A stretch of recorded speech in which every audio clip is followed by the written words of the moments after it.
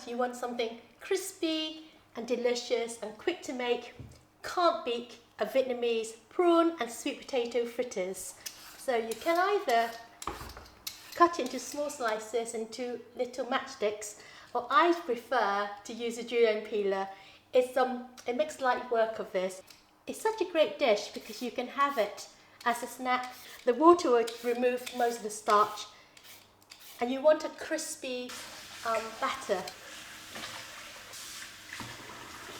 So we've got corn flour, rice flour, equal amount, and then good old-fashioned plain flour with a small amount of baking powder to make it crispy.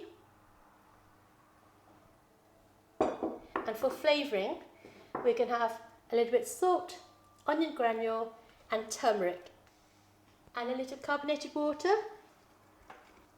You can really smell the turmeric.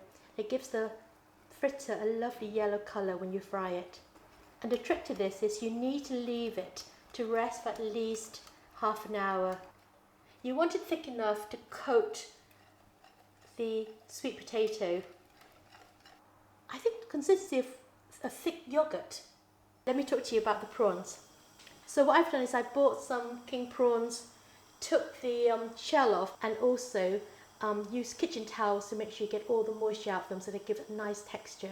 And all we're going to do very simply is to toss them in a pinch of salt and a bit of onion granule just to flavour them. You don't need too much salt because the prawns are quite salty. And it's a question of just assembling it together. So I recommend a slotted spoon. Unfortunately, I don't know where mine's got to today, so we're using a fish slice, but it should work fine. The idea to have the slotted section is that any batter can fall through, so it's not too thick.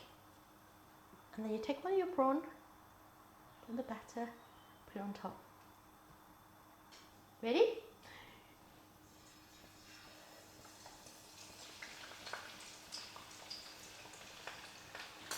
You cook them about 2 to 3 minutes until they're golden and you can see they're crispy. They smell really wonderful. If you love chips, you love fried food, this is a recipe for you. You get that sweetness from the prawn, slightly saltiness, and then you get that crispy, crunchy, sweet potato. It's really divine, honestly, I promise you, make this. You can hear they're really crunchy. And they're great if you can eat them when they're still warm. Bit of coriander, mint. There's really no way of doing this delicately.